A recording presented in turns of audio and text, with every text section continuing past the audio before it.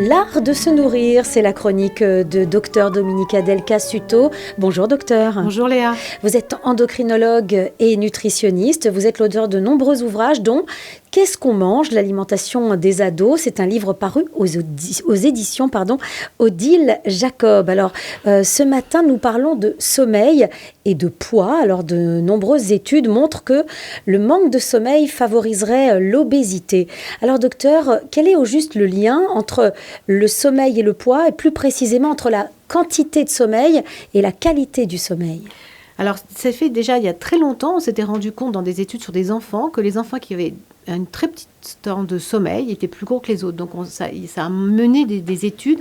Il y a très très longtemps, depuis très longtemps, moi qui vois beaucoup d'enfants en surpoids, je fais très très attention à cette quantité de sommeil. Donc, du coup, il y a eu plein de recherches, plein d'études qui démontrent ça. Alors, qu'est-ce qui se passe ? En fait, finalement, pendant la nuit, il y a des sécrétions d'hormones et il y en a qui montent, il y en a qui descendent. Notamment, il y a une hormone qui s'appelle la gréline, qui est une hormone qui augmente l'appétit. C'est-à-dire que si on sécrète pas, si on n'a pas assez de sommeil, on augmente la quantité de gréline. Donc déjà. Et puis, il y a aussi l'hormone du stress, le cortisol.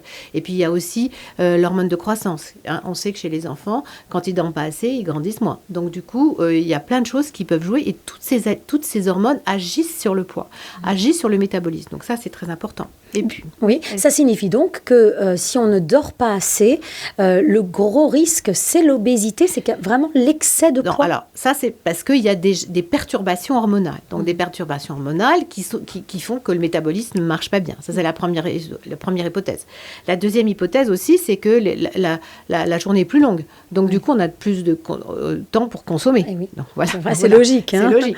Mais aussi, quand on est fatigué, quand on a un manque de sommeil, hein, quand vous avez un jet lag ou quand vous avez été en boîte de nuit, hein, Léa, et le lendemain, vous avez envie de manger plus pour prendre de l'énergie. Oui. Donc, il y a plus de compulsions. Les gens ont plus de grignotage, ont plus des envies de manger pour finalement tenir. On va dire ça comme ça. Et puis, il y a aussi le temps. On a plus le temps d'être sédentaire, de rester sur son fauteuil ou devant sa télé, etc. Donc, vous voyez, c'est pas en nutrition, et ça, à force de faire les émissions, on va se rendre compte que c'est jamais monofactoriel. C'est toujours multifactoriel. Mm-hmm. Alors, moi, ce que j'entends quand vous parlez, docteur, c'est que ce qui va faire que l'on prend du poids, c'est que le corps n'est pas au repos, n'est pas calme. Est-ce qu'il y a aussi peut-être une détente aussi, en plus que le sommeil, la détente est importante pour perdre du poids ? Oui, bien évidemment, on a parlé du stress, hein, oui. l'hormone du stress, c'est le cortisol, etc. Ouais. Donc effectivement, quand on ne dort pas assez, le lendemain on est fatigué, on a besoin on a une augmentation de ces hormones-là, et donc tout ça c'est un tout. Donc c'est vraiment. Et alors ce qui est intéressant, c'est que c'est pas forcément plus de poids dans la culotte de cheval, hein, c'est surtout cette graisse qui est viscérale, c'est une graisse qui est plus dangereuse entre guillemets pour la santé, parce que c'est cette graisse intra-abdominale qui va donner plus de diabète, plus d'obésité, plus de complications de l'obésité, plus d'hypertension, etc. Donc, effectivement, le manque de sommeil est important. Donc, ça, c'est la quantité. Donc, vous allez me dire, mais c'est combien le temps ? Oui. Combien de temps il faut dormir ? Eh bien, pour les adultes, c'est plus de 7 heures. Pour les enfants, plus de 8 heures. Ça, c'est vraiment les minimums qu'il ne faut pas... Alors, à l'inverse, est-ce que il y a une alimentation qui est plus propice à un meilleur sommeil ? Est-ce qu'il y a vraiment des produits il est possible que quand même d'avoir un... Alors, on dit toujours qu'il faut préparer sa nuit, en fait. C'est-à-dire que si on a une activité physique importante dans la journée, on va mieux dormir, par exemple. Ça, c'est important. Il ne faut pas faire une activité physique intense, très proche de l'heure de se coucher quand même. Mais l'activité physique dans la journée, donc moins de sédentarité, ça permet de préparer sa nuit.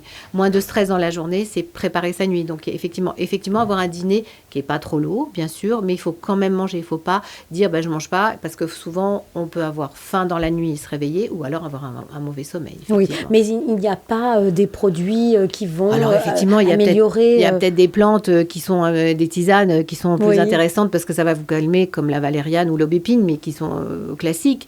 Effectivement, il y a certaines études qui montrent que plus de glucides le soir vous permettent d'avoir un meilleur sommeil. On dit souvent que pour les enfants, on leur donne un verre de lait, ça les calme. Ouais, je crois que ça, c'est c'est un préjugé. C'est un peu dépassé quand même. Bon, merci, docteur. Je rappelle que vous êtes endocrinologue et nutritionniste. Docteur Dominica Del Cassuto est l'auteur de Qu'est-ce qu'on mange ? L'alimentation des ados chez Odile Jacob. À la semaine prochaine. Merci Léa. Au revoir. Au revoir.